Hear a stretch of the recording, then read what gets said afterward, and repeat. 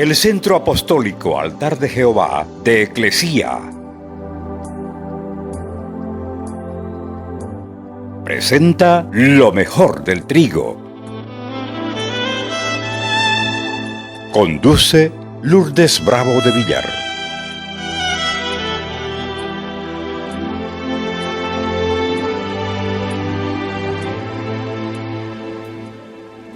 Primera de Samuel, capítulo 24, del verso 4 adelante. Y los hombres de David le dijeron a David: hoy se cumple la promesa que te hizo el Señor de que pondría en tus manos a tu enemigo. Haz con él lo que mejor te parezca. Entonces David se levantó y con mucha precaución cortó un pedazo de la capa de Saúl. Pero después de hacerlo, les remordió la conciencia y les dijo a sus hombres: el Señor me libre de alzar la mano contra mi Señor el rey. Si él es rey, es porque el Señor lo ha escogido. 26, primera de Samuel 26, 9. Pero David le contestó: no lo mates, pues nadie que intente matar al rey escogido por el Señor quedará sin castigo. Y 26:11, primera de Samuel 26:11 dice: que el Señor me libre de intentar matar al rey que él ha escogido. Así que toma la lanza que está a su cabecera y la jarra de agua y vámonos. Esta es una situación notable que enseña precisamente el tema del conocimiento de la autoridad espiritual delegada. Esto está en la Escritura y nosotros lo vamos a analizar aquí en el caso del rey David.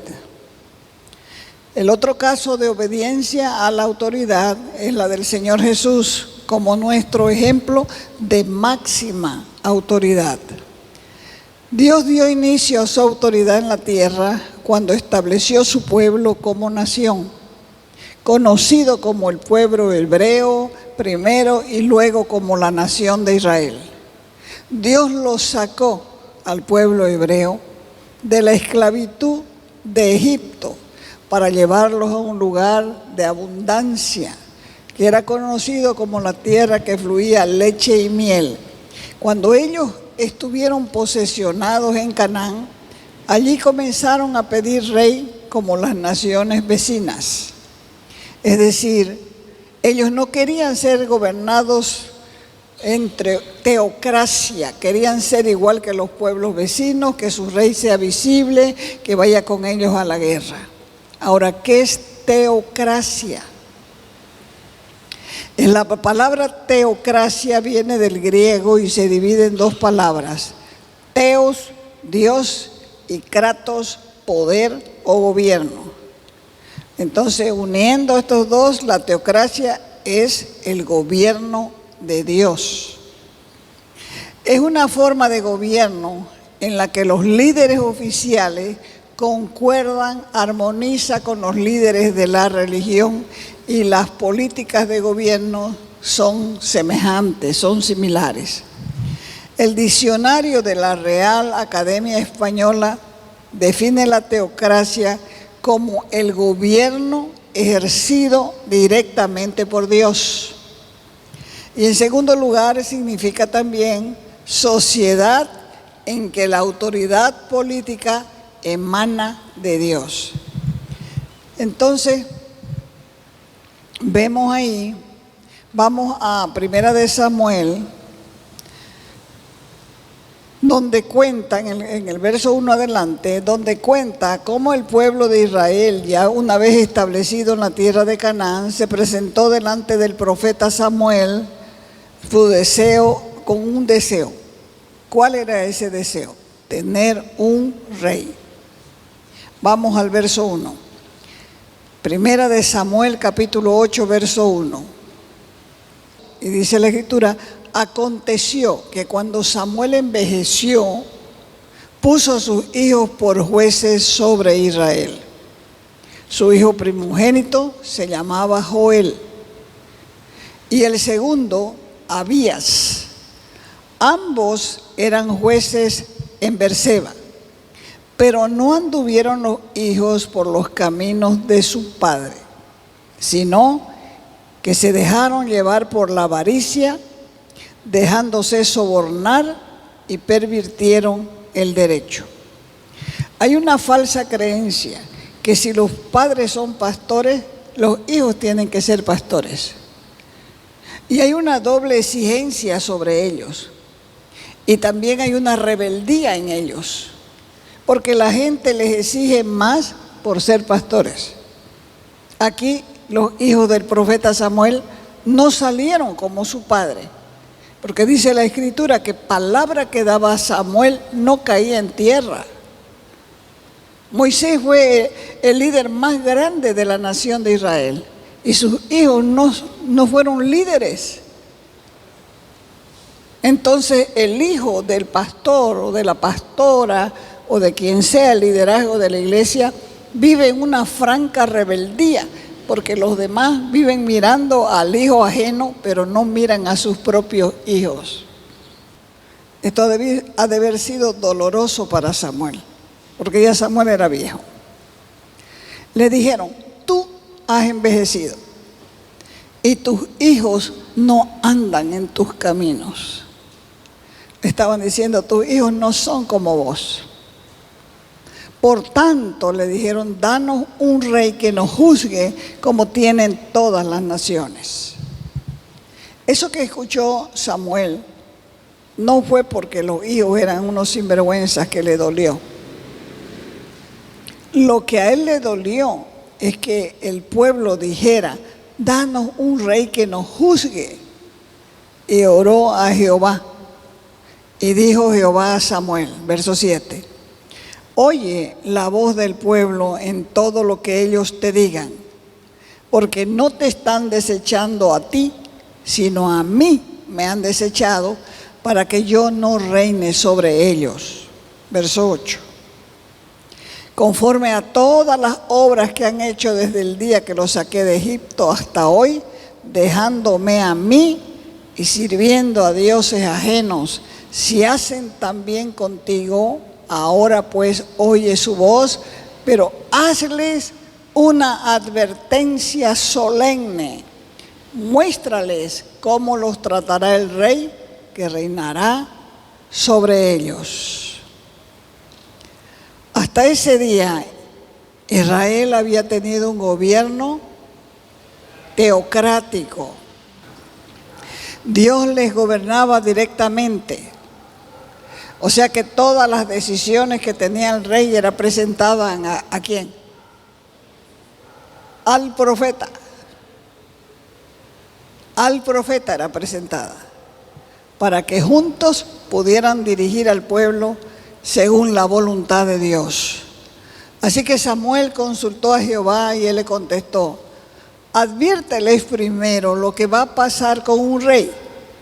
Y no estés entristecido, porque no es a vos que te están desechando, sino a mí, porque lo que estos quieren es que yo no reine sobre ellos. La motivación de esa petición no nació con el propósito de mejorar su calidad de vida y de tener un gobierno teocrático, sino que lo estaban abandonando al gobierno teocrático y ellos querían un gobierno visible, organizado por ellos. ¿Y cuál era el deseo? Ser como las demás naciones. Ellos dijeron: queremos un rey y ser como las naciones que nos rodean. Ese deseo pecaminoso de ser como las demás naciones demuestra su condición. Ellos no podían ser como las demás naciones pecadoras, porque las otras naciones no conocían a Dios.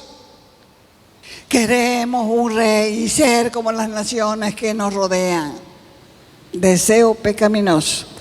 Ellos como pueblo debían ser separados, porque el conocimiento de Dios los obligaba a ser ejemplo, a mantenerse puros, y esa es una responsabilidad del cristiano, ser luz para que las naciones vecinas se convirtieran a ellos y no ellos a las naciones.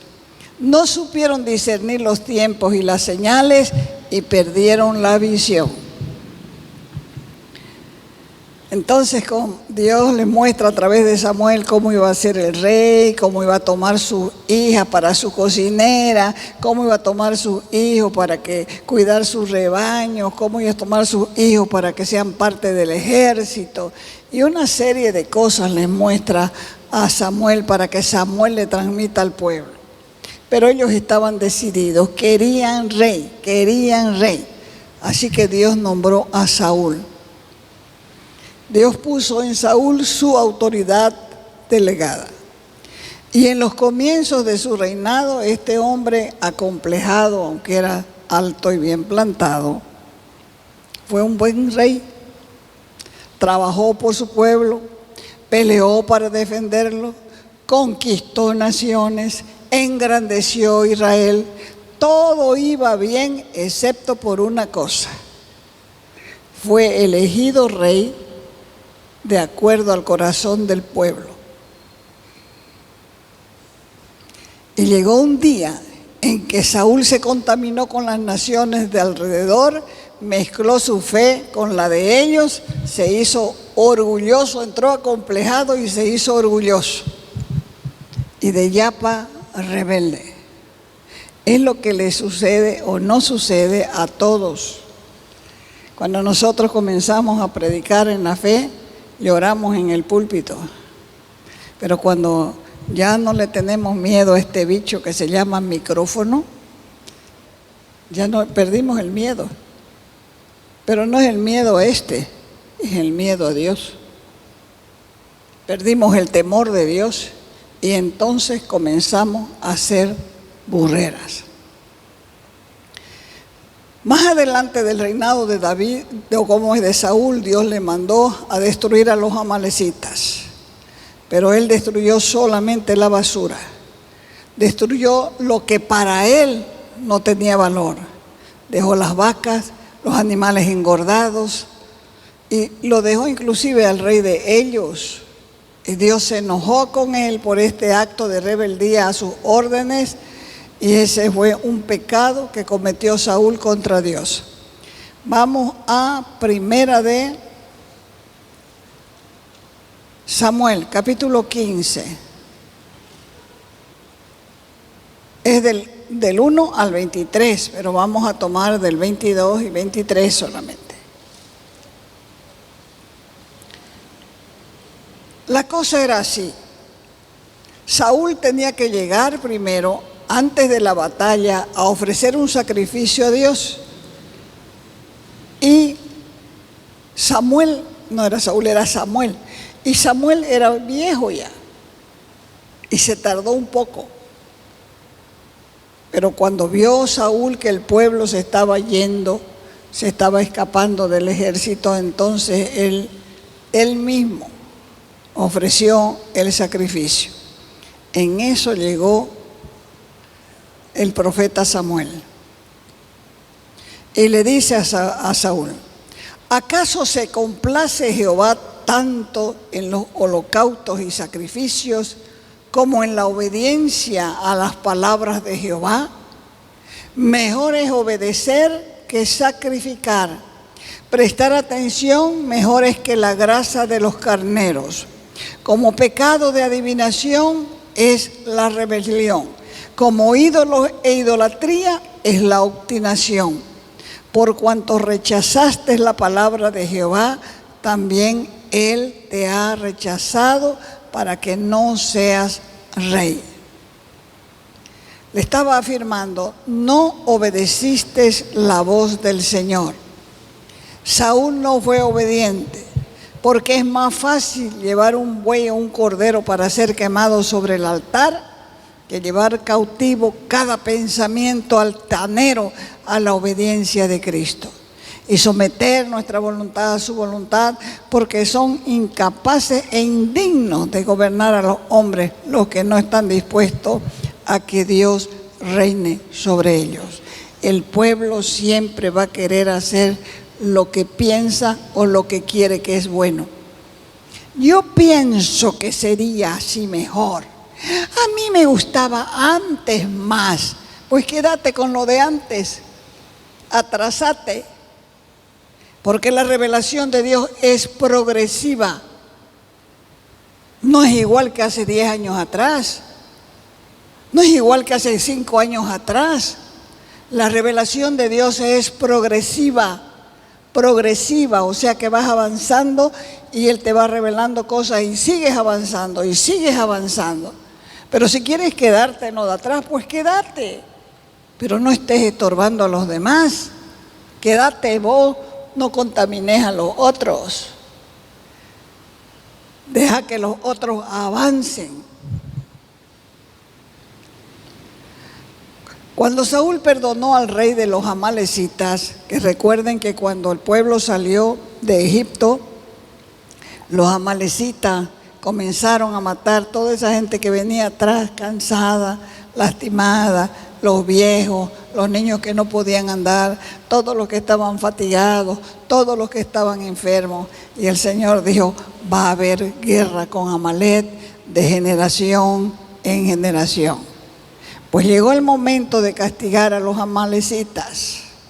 Y cuando Saúl perdonó a los amalecitas y a lo mejor de los ganados, Dios lo rechazó a él.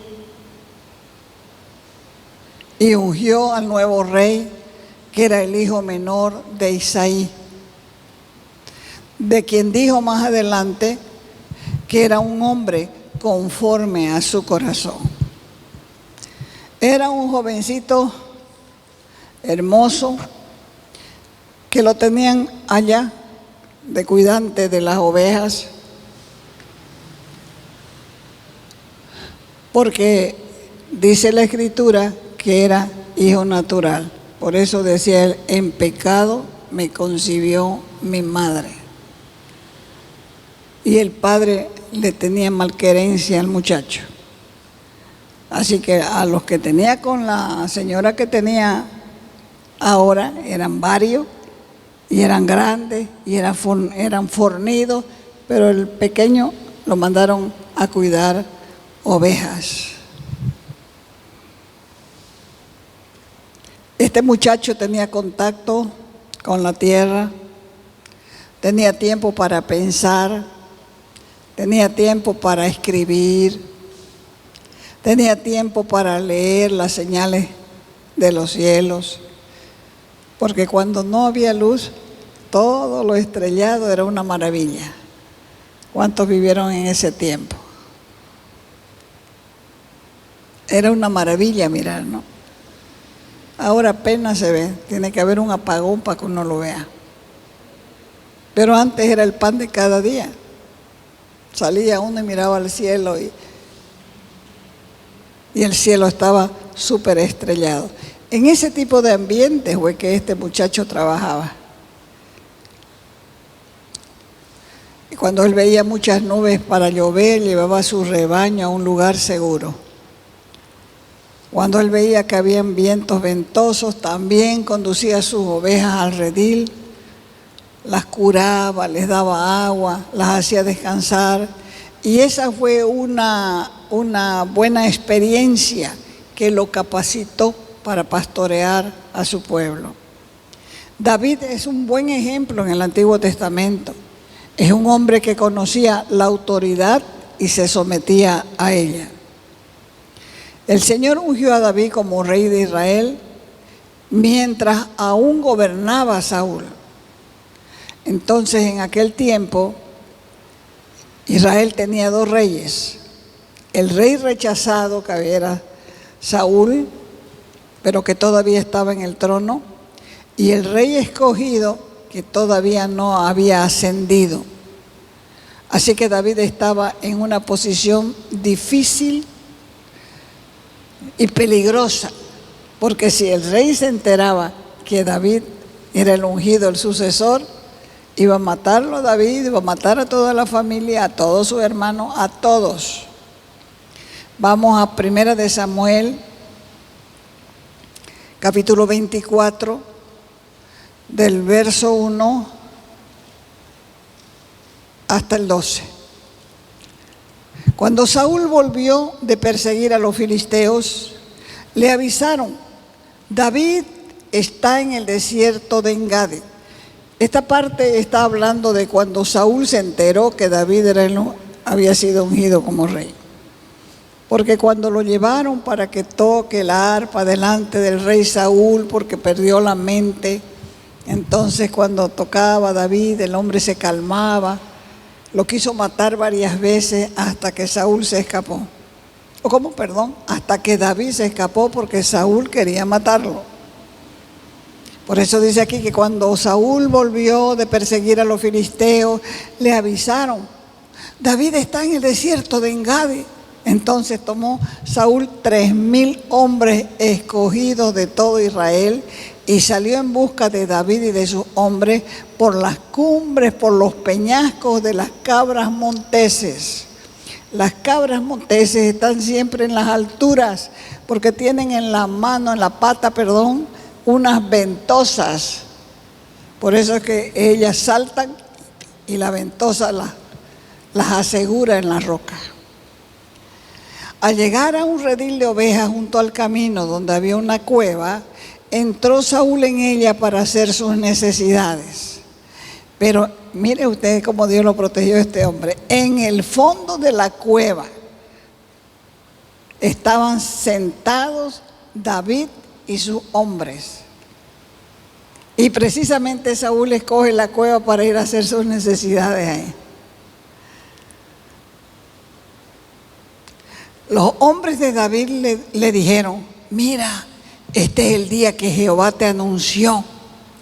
Yo entrego a tu enemigo en tus manos y harás con él como te parezca. David se levantó y calladamente se acordó donde el otro estaba haciendo sus necesidades y le cortó la puntinga del manto. Después de esto se turbó el corazón de David, porque había cortado la orilla del manto de Saúl, y dijo a sus hombres: Jehová me guarde de hacer tal cosa contra mi señor, mi ungido de Jehová. No voy a extender mi mano contra él, porque él es el ungido de Jehová. 7. Con estas palabras reprimió David a sus hombres y no les permitió que se abalanzaran contra Saúl. Y Saúl, saliendo de la cueva, siguió su camino. Y después de eso, cuando ya Saúl estaba yendo, salió David y le gritó: mi señor, el rey. Y Saúl miró hacia atrás y se postró rostro en tierra, hizo una reverencia y dijo a Saúl: ¿por qué escuchas las palabras de los que te dicen? ¿Quiénes eran esos que le decían? Los chismosos, los adulones, los mentirosos. No escuches las palabras de los que te dicen que David procura tu mal. Hoy han visto tus ojos cómo Jehová te ha puesto en mis manos en la cueva. Me dijeron que te matara, pero te perdoné, pues me dije: no voy a extender mi mano contra mi Señor, porque Él es el ungido de Jehová. Verso 11. Mira, Padre mío, mira la orilla de tu manto en mi mano, porque yo corté la orilla de tu manto y no te maté. Reconoce pues que no hay mal ni traición en mis manos, ni he pecado contra ti. Sin embargo, tú andas a casa de mi vida para quitármela. Juzgue Jehová entre tú y yo, y véngueme de ti, Jehová, porque mi mano no se alzará contra ti. Saúl tenía una rabia enfermiza y uno de los celos amargos más grandes contra David. Y lo perseguía despiadadamente, lo buscaba por todos lados porque lo que él quería era matarlo. Cuando lo buscó en el desierto de Engadi, como les dije, ¿dónde estaba David? en la misma cueva que él entró a hacer sus necesidades. Cuando él se puso en cuclilla, David le cortó un pedazo de su manto, porque los que estaban con David le decían: Dios te lo ha puesto vos, este es el momento. Pero David resistió la tentación y no se atrevió a alzar su mano contra la autoridad. Si David quisiera, tenía el derecho legal para tomar el trono, humanamente hablando, porque Dios le había dicho que iba a ser el rey de Israel. Pero sin embargo, él vio que no era correcto, porque si él mataba a David era a rebelarse contra la autoridad de Dios. Por eso esperó pacientemente para que le tocara su turno de gobernar. David sabía que Saúl era la autoridad puesta por Dios. Él no quiso matar a Saúl con su propia mano para cumplir el plan de la voluntad de Dios, sino que esperó que Dios mismo actuara en su tiempo, porque su corazón de David estaba quieto, esperando la voluntad de Dios. La sujeción a la autoridad no es, les digo, para estar sujeto a una persona, sino a la autoridad que esa persona tiene, la cual viene ¿de quién? De Dios. Es verdad que Saúl desobedeció a Dios, pero este era un asunto entre Dios y Saúl. La responsabilidad de David ante Dios era someterse a la autoridad delegada que era Saúl, y por eso se dirigía a él como mi Señor y como el ungido de Jehová. David tuvo nuevamente la oportunidad para matar a Saúl en el desierto de Zif. Uno de sus hombres, llamado Abisai, deseaba hacerlo, pero David lo regañó y no le permitió. Le dijo: solamente toma la lanza y la jarra, la vasija de agua, nada más. Porque David prefería ser obediente y mantener la autoridad de Dios antes que salvar su propia vida. Así como Dios llevó al pueblo de Israel al desierto para tratar con ellos y hacerlos razonar acerca de la autoridad de Dios, así aprenderán a obedecer de igual manera en la iglesia, porque la iglesia Él la estableció. Eclesía significa salidos o sacados de afuera. ¿Para qué? Para vivir diferentes, para que veamos el mundo como Dios lo ve y veamos que el mundo no tiene nada que ofrecer para los que ya estamos en Cristo. Dios te ha dado todas las reglas que necesitas para vivir. La Biblia es tu manual. Ahí se encuentran todas las leyes que Él estableció para vivir una vida saludable, una vida santa, una vida diferente, una vida feliz. Cuando sigues el plan de Dios, las cosas salen bien.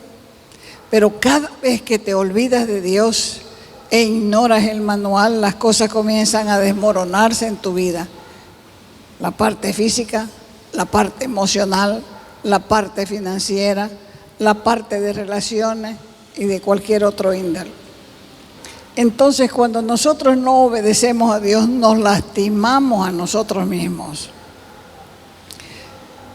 Esto sucedió muchas veces en la Biblia, y cada vez que una persona o grupo de personas se olvidan de Dios, tienen problemas serios. Cuando ignoramos los principios que Dios enseña en su palabra, le estás diciendo que crees que sabes más que Él, pero la desobediencia siempre tiene consecuencias. A veces las consecuencias son graves, a veces son pequeñas. Por eso es que el Señor quiere que nosotros aprendamos lo que significa autoridad, porque Dios pone autoridad en todas partes.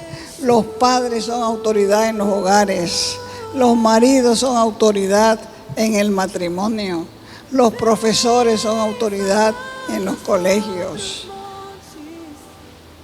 Los directores son autoridad de los profesores en los colegios, pero en la iglesia también Dios pone autoridad, y esta que es venenosa necesita a veces clavarse con un clavo para no estar infectando lo que Dios eligió como autoridad. Te invitamos a nuestras reuniones los días viernes y sábado a las 6 de la tarde. Los domingos a las 10 de la mañana y a las 6 de la tarde. Calle Nicolás Suárez, esquina Félix Pinto.